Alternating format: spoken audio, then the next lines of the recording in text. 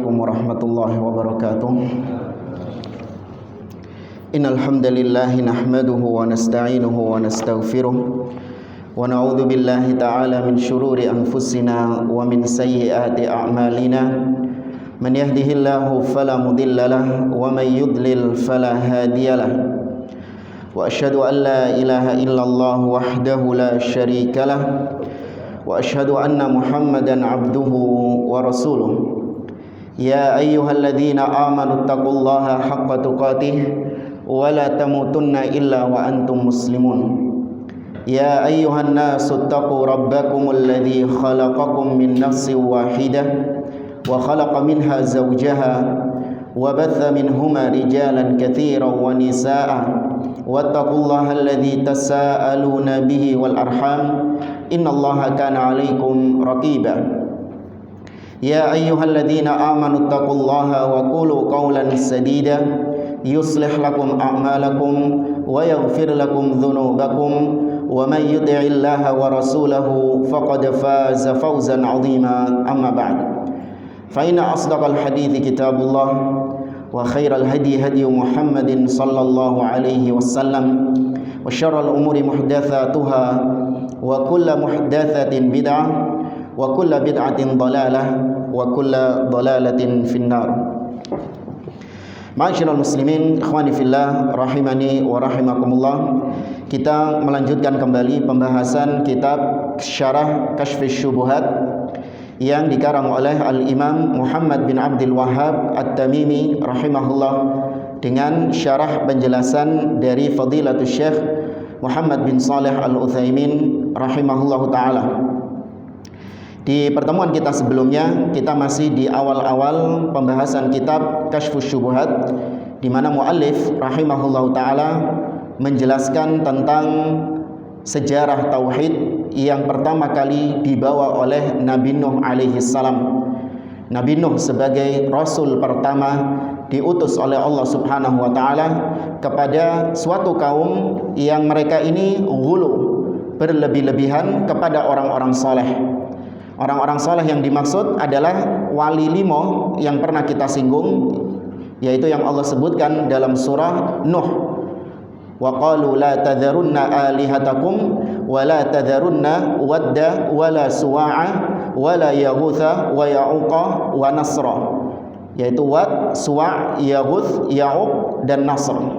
Mereka disembah oleh kaumnya Nabi Nuh. Kemudian sampai Allah mengutus rasul-rasulnya ke atas muka bumi ini, semuanya bertujuan untuk mengajak umat manusia agar beribadah kepada Allah saja dan meninggalkan segala apa yang mereka sembah selain Allah. Sampai wa akhirur rasul Muhammadin sallallahu alaihi wasallam, dan rasul yang terakhir adalah Nabi Muhammad sallallahu alaihi wasallam. Dan kita teruskan ucapan beliau di sini. Qala al-muallif rahimahullahu taala, kita baca terlebih dahulu. Wa huwa alladhi kasara suwara haula'is salihin.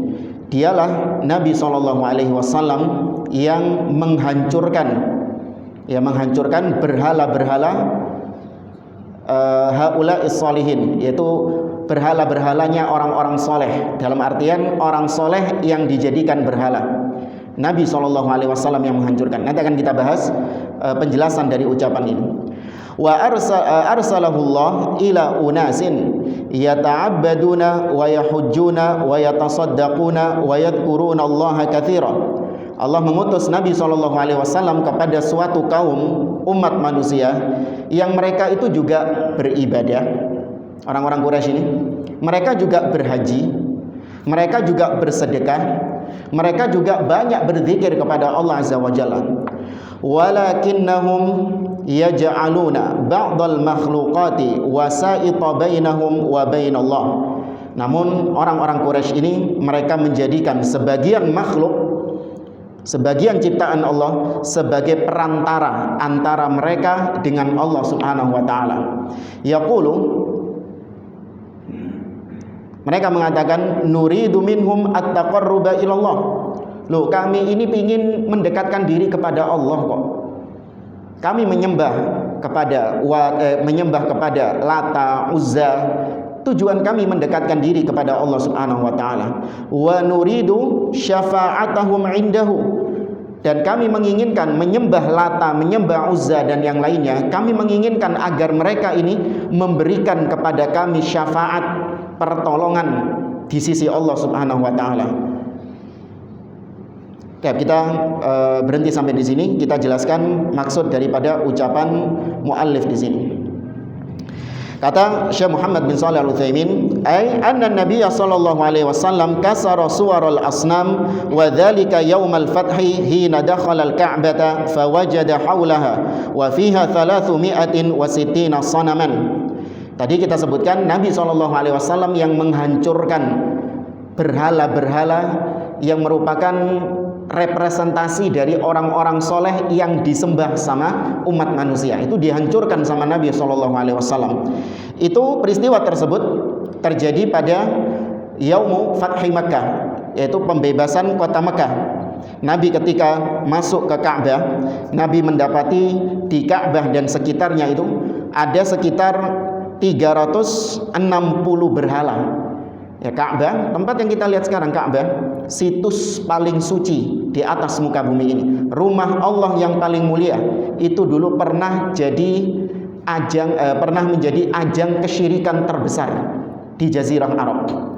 Dengan berhala yang ada di situ 360-an. Wa ja'ala yad'anuha alaihi salatu wassalam bil harbati wa huwa yatlu qaulahu ta'ala.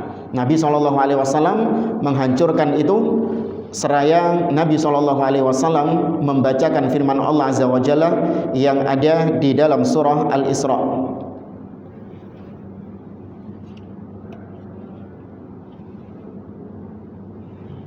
Nabi SAW membaca firman Allah, wa ja'al haqqu wa zahaqal batil. Enggak muncul.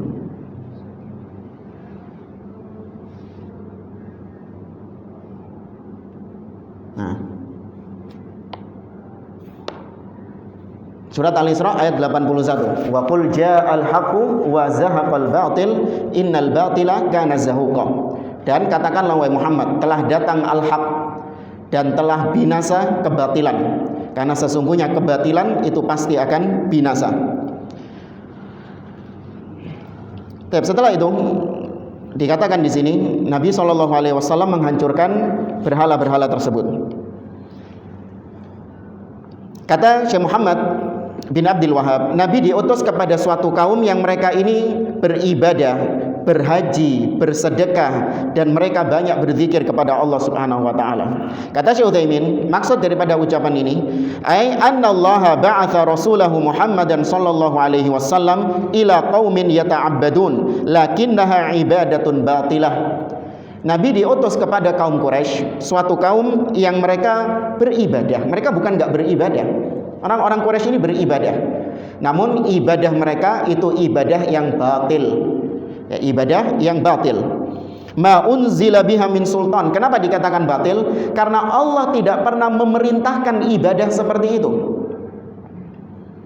Kan ibadahnya orang-orang Quraisy ini hasil bid'ah yang mereka lakukan atas syariat Nabi siapa yang terakhir diutus di Mekah? Nabi siapa yang mengajarkan haji kepada mereka? Nabi Ibrahim alaihissalam.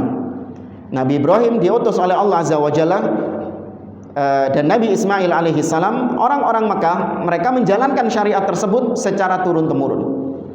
Sampai akhirnya mereka mengadakan bid'ah-bid'ah, menyelewengkan ajaran Nabi Ibrahim alaihissalam menjadi syirik kepada Allah Azza wa Jalla. Pertama kali dibawa oleh siapa? Amr ibn Luhai al-Khuzai. Allah enggak pernah menurunkan keterangan tentang hal itu. Wa yatasaddaquna wa yaf'aluna katsira min umuril khair.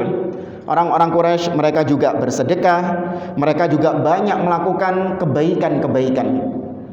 Artinya meskipun mereka ini musyrik, mereka juga punya kebaikan-kebaikan yang banyak. Jadi tidak ada manusia yang kosong dari kebaikan. Sejelek-jeleknya manusia pasti ada kebaikan di situ. Orang Quraisy, musyrikin, demikian juga orang Yahudi, orang Nasara, semua manusia tanpa terkecuali pasti ada kebaikan yang mereka miliki. Mustahil. Coba bawakan, saya tantang, satu orang saja yang murni 100% elek kabeh. Nggak ada kebaikan sama sekali. Nggak ada. Fir'aun itu sebrengsek-brengseknya kayak gitu, ada nggak kebaikannya? Ada, minimal mensejahterakan rakyatnya, atau minimal dia ini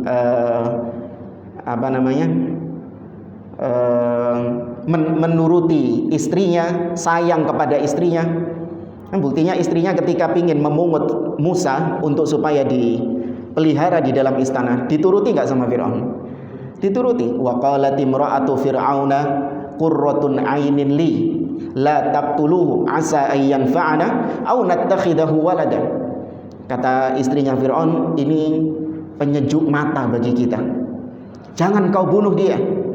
Karena bisa saja dia ini akan bermanfaat bagi kita, atau kenapa nggak kita jadikan sebagai anak saja. Diiyain sama Fir'aun. Fir'aun masih memiliki kebaikan-kebaikan. Maka dari sini kata para ulama, jangan kita ini tertipu dengan kebaikan-kebaikan mereka, lupa akan keburukan-keburukan mereka. Orang-orang kafir, demikian juga ahli bid'ah, mereka punya kebaikan-kebaikan yang banyak. Fulan ini katanya sesat, tapi dia kan hafal Quran, tapi dia kan gelarnya mentereng, tapi dia kan lulusan ini, tapi dia ini kan banyak bersedekah, tapi dia ini kan begini, ucapannya bagus, akhlaknya bagus. Jangan tertipu dari sisi itunya, tapi lihat hakikat kesesatan yang dia bawa. Nah, kembali kepada ucapan Syekh Utsaimin, lakinnaha la tanfa'uhum li'annahum kuffar. Orang-orang musyrik meskipun mereka punya kebaikan-kebaikan yang banyak, namun kebaikan yang mereka lakukan tidak bermanfaat sama sekali bagi mereka, karena mereka adalah orang-orang kafir. Mereka orang-orang yang tidak beriman kepada Allah. Wa min syarti taqarrubi ila Allah Ta'ala an yakuna al-mutaqarribu ila Allah muslima wa haula'i ghairu muslimin. Dan di antara syarat mendekatkan diri kepada Allah Subhanahu wa taala, syaratnya itu orang yang mendekatkan diri kepada Allah, dia itu harus seorang muslim. Muslim di sini artinya orang yang bertauhid kepada Allah. Ya, muslim ini bukan berarti agamanya Islam, enggak. Tapi muslim secara bahasa. Muslim secara bahasa artinya yang berserah diri kepada Allah, yaitu dia menyerahkan seluruh ibadahnya kepada Allah Azza wa Jalla. Karenanya Nabi Ibrahim disebut sebagai seorang muslim. Thumma auhayna ilaika anittabi' millata Ibrahim hanifa. Allah Subhanahu wa taala mengatakan, "Makana Ibrahimu Yahudiyan wala Nasraniyan walakin kana hanifan muslima." Nabi Ibrahim itu seorang muslim. Muslim di sini artinya yang bertauhid kepada Allah Azza wa Jalla. Maka di antara syarat orang mendekatkan diri kepada Allah dengan ibadah-ibadahnya, dia harus bertauhid, sedangkan orang-orang musyrikin mereka itu bukan orang yang bertauhid. Kenapa? Karena ibadah yang mereka persembahkan itu ternyata tidak dipersembahkan kepada Allah secara murni, tapi sebagian mereka persembahkan kepada selain Allah. Itu namanya syirik. Lanjut lagi kata Syekh Utsaimin, kata Syekh Muhammad bin Abdul Wahab, kembali ke matan, mithlul malaika.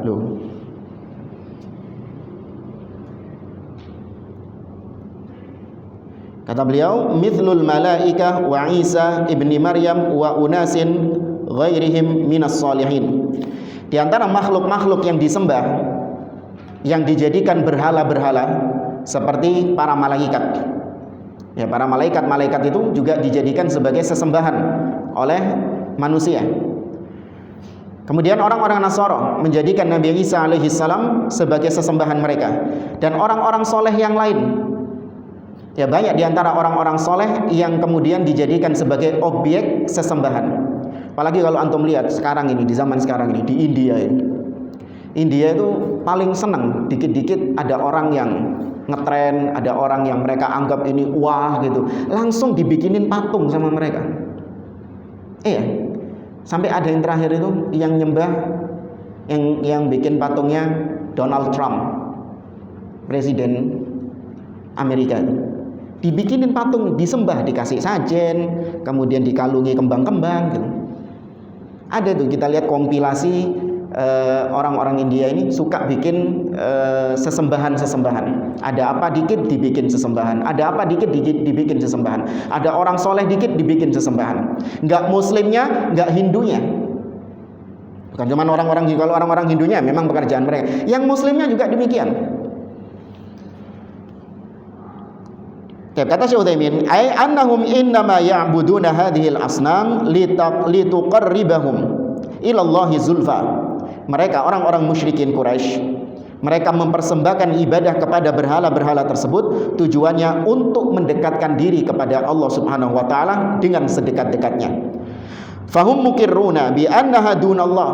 Padahal orang-orang Quraisy ini, orang-orang musyrikin ini yang nyembah Lata, nyembah Uzza, kalau ditanya, berhala ini Allah bukan? Bukan jawaban mereka. Beda sama orang Nasoro. Orang Nasoro kalau ditanya, Yesus itu, ini Allah enggak? Iya, ini Allah. Karena mereka menganggap bahwa Allah itu Nabi Isa itu Allah Subhanahu wa taala. Sedangkan orang-orang Quraisy mereka mengatakan Lata, Uzza, Manat, Hubal, berhala-berhala mereka itu Allah bukan Allah itu. Ngaku mereka. Wa annaha la tamliku lahum naf'an wala dharra. Orang-orang Quraisy juga mengakui ini berhala bisa enggak ngasih manfaat kepada kalian? Bisa enggak memberikan mudarat kepada kalian? Mereka mengatakan enggak bisa. Wa yukhbiruhum anna hadha taqarruba wal i'tiqada mahdhu haqqillahi ta'ala. Dan Nabi SAW mengabarkan kepada mereka bahwa mendekatkan diri kepada Allah dengan model seperti ini, dengan keyakinan kalian seperti itu harusnya murni hak Allah Subhanahu wa taala. Enggak boleh kalian persembahkan kepada selain Allah. Wala yasluhu minhu syai'un li ghairillah.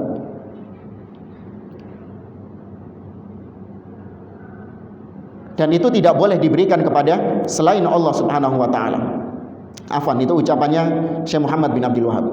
Kalau ucapannya Syekh Utsaimin, wa annahum syufa'a'u lahum 'indallahi 'azza wa jalla, walakin hadhihi syafa'ah syafa'atun batilah la tanfa'u ashabaha li anna Allah 'azza wa jalla yaqul fama tanfa'uhum syafa'atus syafi'in.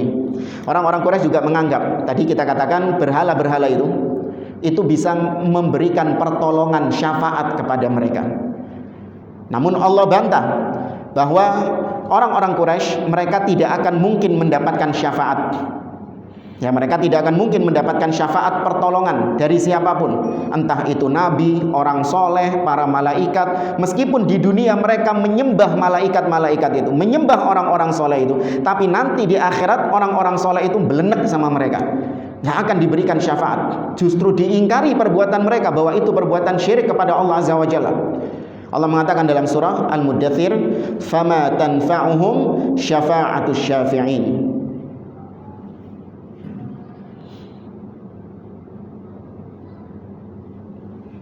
Surat Al-Muddathir ayat 48. Fama tanfa'uhum syafa'atus syafi'in. Tidak bermanfaat bagi mereka syafaatnya orang-orang yang memberikan syafaat. Ini disebabkan kita bahas terlebih dahulu tentang syafaat. Syafaat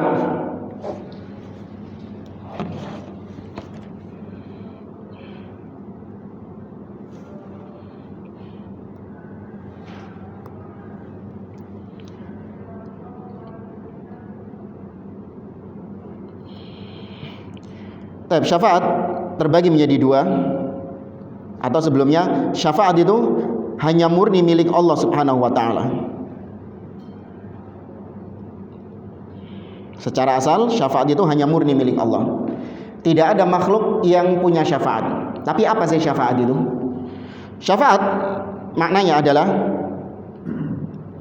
talabul khair lil ghair. Talabul khair lil ghair, yaitu minta kebaikan untuk orang lain. Ya, minta kebaikan untuk orang lain. Secara bahasa, syafaat ini kalau di urusan duniawi, ibarat seperti Anda misalnya punya keluarga yang kelebihan harta, atau dia itu punya perusahaan apa gitu yang membutuhkan karyawan, masih ada lowongan di kantornya itu. Sedangkan tetangga Anda ini seorang pengangguran, dia nggak punya pekerjaan. Tetangga Anda ini datang kepada Anda, saya bisa minta tolong nggak, bilang sama saudaramu itu supaya aku dijadikan karyawannya, diterima lamaranku jadi pegawainya dia. Maka Anda kemudian ngomong sama saudara Anda yang punya perusahaan itu, tolong masukkan tetangga saya jadi pegawai di sini. Nah, Anda ketika itu memintakan syafaat kepada bos perusahaan tadi, saudara Anda tadi. Nah, yang menentukan orang ini dapat pekerjaan atau enggak siapa? Anda atau yang punya perusahaan tadi? Yang punya perusahaan. Demikian juga ibarat syafaat itu seperti misalnya Anda mau pinjem mobil, ya, Anda mau pinjem mobil. Ketika Anda mau pinjem mobil, Anda ini mintanya ke supirnya atau yang punya mobilnya? Yang bawa mobil siapa? Supir. Tapi Anda ketika pingin pinjem mobilnya, Anda mintanya ke pemilik mobilnya atau supirnya? Pemiliknya.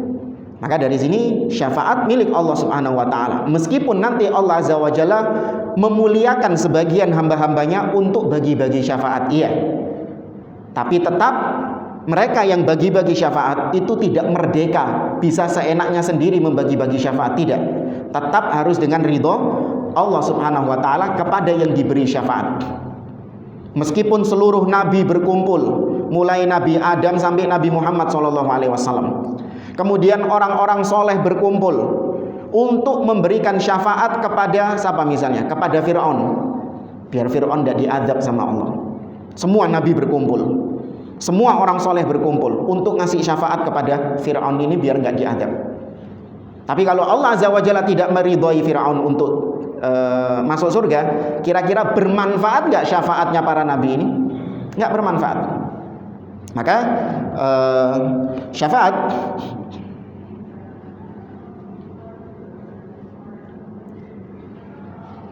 syafaat hanya milik Allah dan hanya diminta untuk Allah Subhanahu wa taala.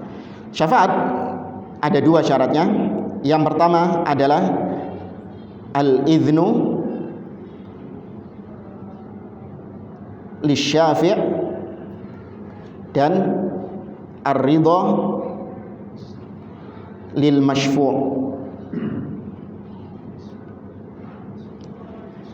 Izin, al-idhnu, izin Allah kepada yang ngasih syafaat, dikasih izin, di ACC. Misalnya Nabi SAW diizinkan oleh Allah untuk bagi-bagi syafaat. Merdeka Nabi seenaknya sendiri bisa ngasih syafaat? Enggak.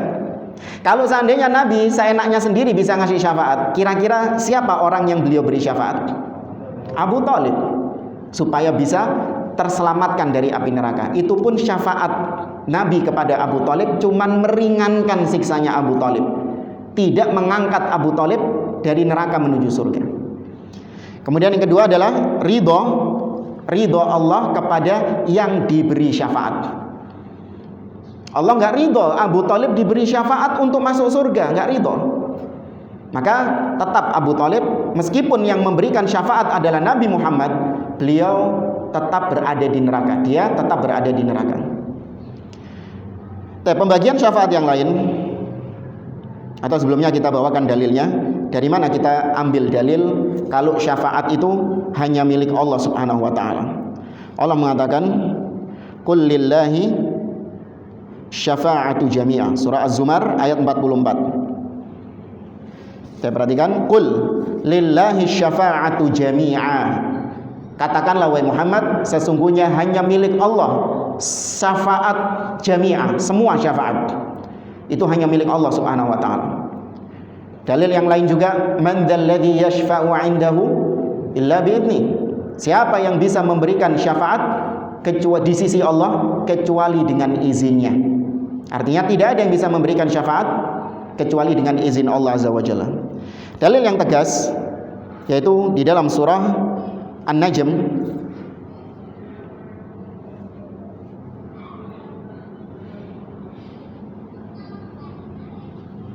ayat 26. Bawa sendiri. Allah mengatakan wa kam mim malakin fis samawat la tughni syafa'atuhum syai'a illa min ba'di ay ya'dzanallahu liman yasha' wa yarda. Berapa banyak malaikat-malaikat yang ada di langit, tidak bermanfaat syafaat mereka sedikit pun kecuali setelah Allah izinkan. Illa min ba'di ay ya'dzanallahu liman yasha', kecuali setelah Allah izinkan. Bagi para malaikat itu, siapa yang Allah kehendaki, Allah izinkan untuk ngasih syafaat. Wa yarda, dan Allah ridhoi yang diberi syafaat itu. Dan Allah hanya meridhoi orang-orang yang bertauhid untuk diberi syafaat. Pelaku-pelaku maksiat yang mereka ini meskipun berbuat dosa kepada Allah, namun mereka ini masih ada tauhid di dalamnya. Nah, ini yang baru dapat syafaat. Adapun orang-orang musyrik yang mereka berlumuran syirik kepada Allah Azza wa Jalla, meskipun mereka tidak berbuat maksiat, nggak pernah zina, nggak pernah minum khamr, jujur ucapannya, nggak tahu ngapusi, nggak tahu bujuk, meskipun baik di mata masyarakat, akhlak masya Allah, tapi kalau dia ini orang yang berbuat syirik kepada Allah, tidak akan mendapatkan syafaat di sisi Allah. Baik, syafaat ada yang umum, kayak tulisan biasa kan. Ada yang khusus. Maksudnya syafaat yang umum ini adalah yaitu para nabi bisa memberikannya. Kemudian para malaikat, kemudian orang-orang soleh. Ini umum bisa memberikan syafaat. Tapi kalau yang khusus itu hanya milik Nabi Muhammad SAW. Para nabi yang lain atau orang-orang soleh yang lain dan para malaikat tidak punya syafaat yang khusus untuk Nabi SAW. Apa saja syafaat yang khusus untuk Nabi? Yang pertama, kata para ulama, adalah syafa'ah uzma. Asy-syafa'atu al-uzma. Apa itu syafa'atul uzma? Yaitu peristiwa yang terjadi di padang mahsyar. Manusia dalam keadaan kepanasan, mereka menunggu lama untuk diputuskan perkaranya. Akhirnya datang kepada Nabi Adam, minta supaya Nabi Adam memohon kepada Allah agar mereka ini segera diputuskan perkaranya. Cek gak suwe ngenteni. Tapi Nabi Adam menolak. Nabi Adam nyuruh kepada Nabi Nuh alaihi salam.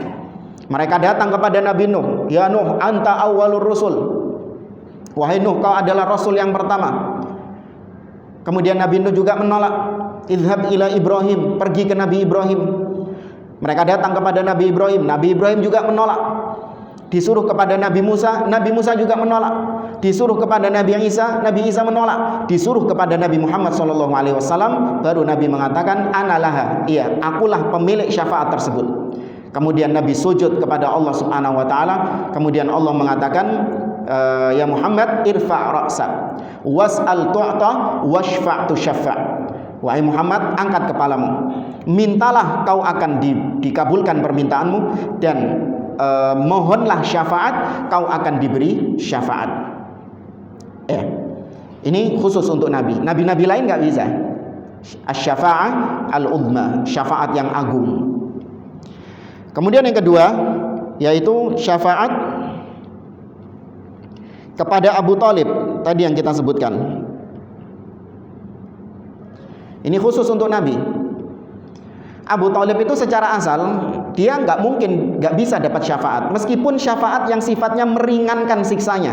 Secara asal nggak mungkin. Tapi karena Nabi dikhususkan oleh Allah Subhanahu wa taala, Nabi bisa untuk memberikan syafaat kepada Abu Thalib hanya sebatas meringankan siksa, bukan menghilangkan siksa. Awas. Ya, meringankan siksa Abu Thalib yang ada di neraka. Ini khusus untuk Nabi, jangan ditiru nanti. Ada orang kafir mati, kemudian antum mintakan syafaat kepada Allah, beeta koyok Nabi kepada Abu Thalib, wis gak iso. Khusus untuk Nabi SAW. Kemudian yang ketiga, yaitu syafaat kepada penghuni surga, maksudnya masuk surga, agar mereka masuk surga.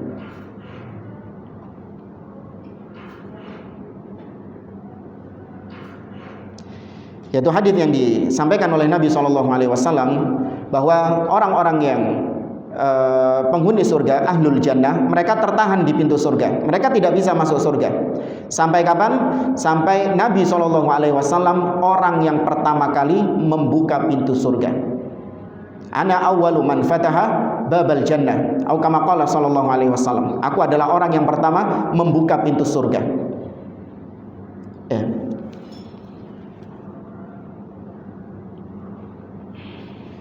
Kurang satu lagi kayaknya.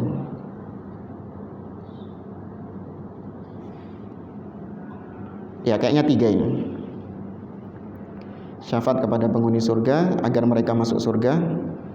Ya. Adapun syafaat yang umum, yaitu syafaat yang berlaku bagi semua nabi, bagi orang-orang soleh, yaitu seperti misalnya syafaat yang umum kepada syafaat kepada penghuni neraka, kepada ahli maksiat agar mereka tidak jadi masuk neraka.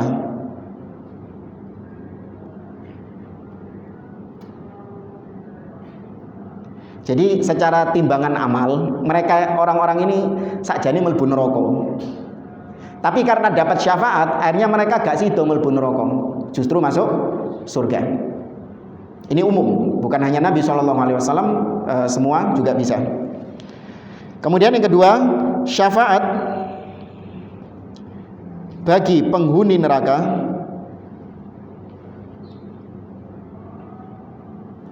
agar mereka masuk surga.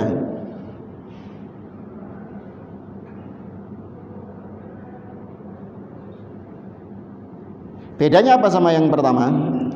Kalau yang pertama ini mereka belum masuk, mlebu neraka gak sido. Tapi kalau yang kedua ini wis gosong. Mereka sudah terpanggang di neraka.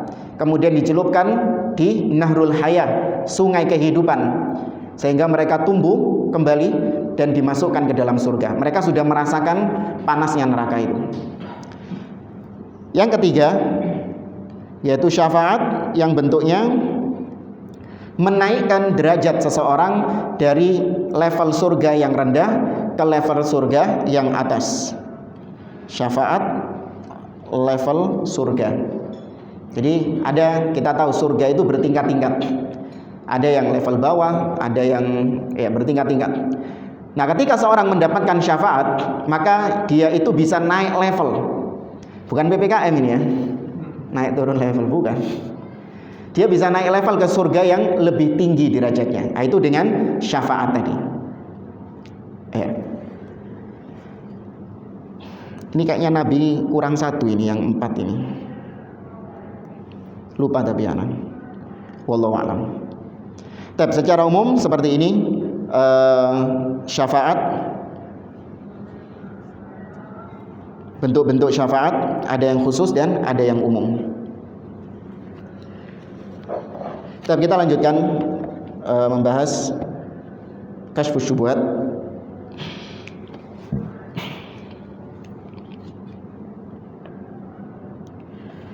Kata Syekh Utsaimin, wa dzalika li anna Allah Ta'ala la yardha li haula'il musyrikin syirkahum. Mereka tidak mendapatkan syafaat karena Allah Subhanahu wa taala tidak ridha kepada orang-orang musyrikin disebabkan karena kesyirikan yang mereka lakukan. Wala yumkinu ay ya'dzana bisyafa'ati lahum. Maka tidak mungkin mereka diizinkan untuk mendapatkan syafaat. Li'annahu la syafa'ata illa liman irtadahu Allah azza wa jalla. Wallahu la yarda li'ibadihi al-kufra wa la yuhibbul fasad. Karena sesungguhnya syafaat tidak akan mungkin didapatkan kecuali bagi orang-orang yang diridhoi Allah, dan Allah tidak ridho kepada hambanya yang berbuat kekufuran dan berbuat kerusakan. Fata'alluqul musyrikina bi alihatihim ya'budunaha wa yaquluna haula'i syufa'auna indallah ta'alluqun batilun ghairu nafi'. Maka ketergantungan orang-orang musyrikin kepada berhala-berhala mereka, mereka kan bergantung, ngarep. Orang-orang Quraisy ini ngarep kepada berhala bahwa mereka ini bisa nolong kita. Maka ketergantungan mereka kepada berhala ini ketergantungan yang batil, gak ada manfaatnya kalian bergantung kepada berhala tersebut. Bal hadza la yaziduhum minallahi ta'ala illa bu'da. Kalian ini nyembah berhala, pingin mendekatkan diri kepada Allah, namun justru yang terjadi kalian semakin jauh dari Allah Subhanahu wa taala. Ala annal musyrikina yarjuna syafa'ata asnamihim biwasilatin batilatin wa hiya ibadatu hadhil asnam. Itu disebabkan karena orang-orang musyrikin mereka ingin dapat syafaat namun melalui perantara yang batil, yaitu beribadah kepada berhala-berhala. Wa hadza min jahlihim wa safahihim ay yuhawilu taqarruba ila Allah taala bima la yaziduhum minhu illa bu'da. Ini termasuk kedunguan mereka, ketololan mereka, kegoblokan mereka, di mana mereka berusaha untuk mendekatkan diri kepada Allah, namun ternyata apa yang mereka lakukan adalah bentuk menjauhkan diri dari Allah Azza wa Jalla. Tapi kita lanjutkan, kata beliau,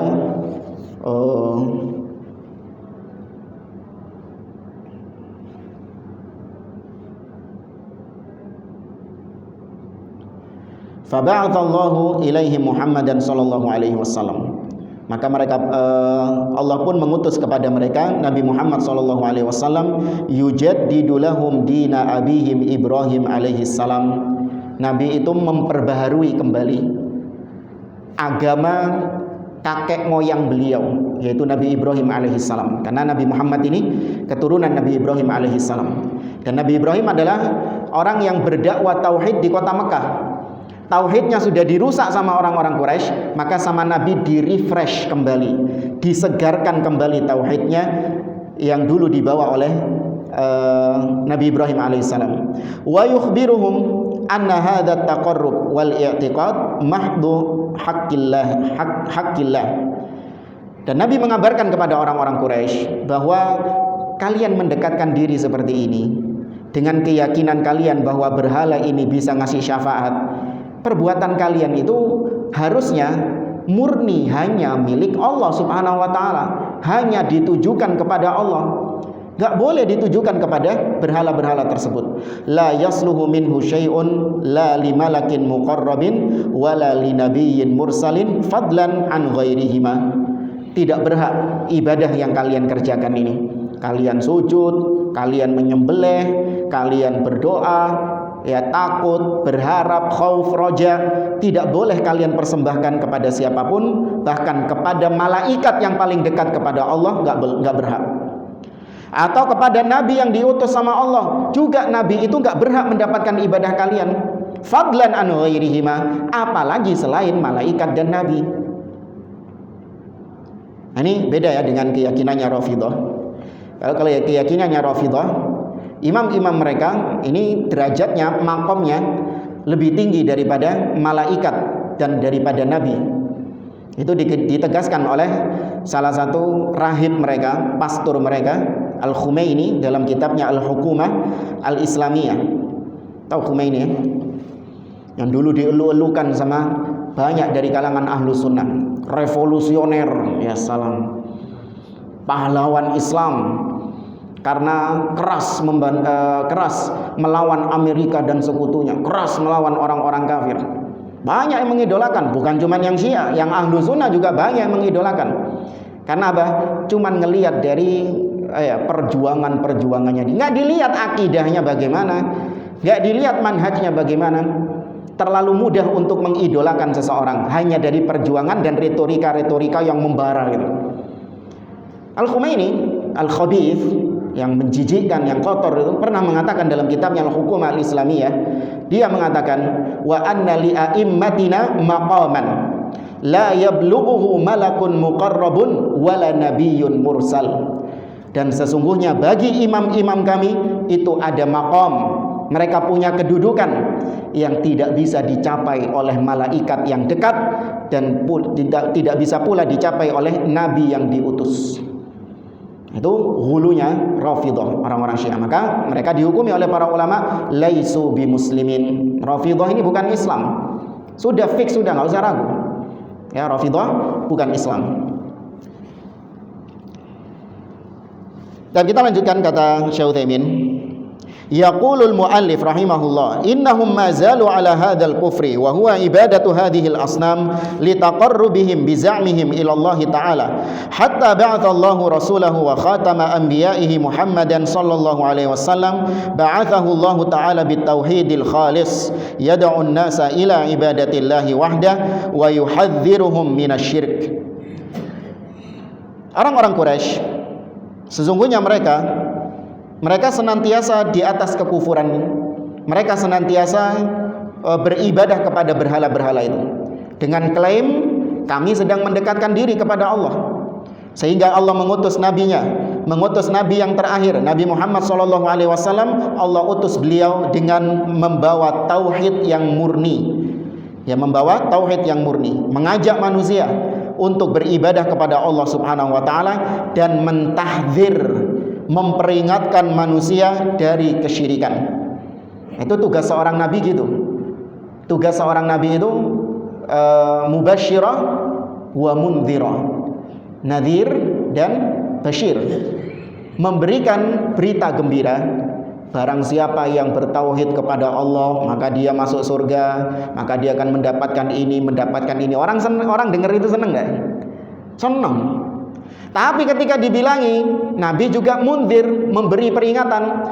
Awas, barang siapa yang berbuat syirik, maka ancamannya dia akan masuk ke dalam neraka, dia akan disiksa, dia akan hangus semua amal-amal ibadahnya. Diperingatkan seperti itu. Orang kalau dengar ini seneng nggak? Nah, seneng, ngamuk. Ya PPN wis surgamu itu. Ya wis kau paling suci, sok paling benar sendiri. Sehingga sebagian orang alergi dengan munzir. Tugas Nabi sebagai seorang munzir, sebagai seorang pemberi peringatan, nggak mau mereka. Nah, ini juga menjangkiti sebagian dai-dai, sebagian ustadz-ustadz. Mereka menyampaikannya yang bikin jamaah seneng. Bahas surga tok.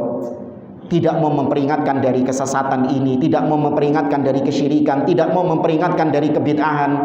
Kenapa? Karena orang yang mendengarnya itu nanti jadi sumpek. Kalau sumpek nanti dia nggak mau hadir di kajian lagi, atau nanti dia minimal nggak diundang di masjid lagi. Ya, maka tugasnya Nabi dan Rasul, tugasnya seorang dai itu mengikuti Nabi dan Rasul, memberikan berita gembira dan juga memberikan peringatan kepada manusia. Suka nggak suka, ya itulah tugas seorang dai. Wallahu a'lam. Kita cukupkan pertemuan kita. Kita lanjutkan di pertemuan berikutnya. Subhanakallahumma rabbana wa bihamdik asyhadu an la ilaha illa anta astaghfiruka wa atubu ilaik wa akhiru da'wana anil hamdulillahi rabbil alamin. Assalamualaikum warahmatullahi wabarakatuh.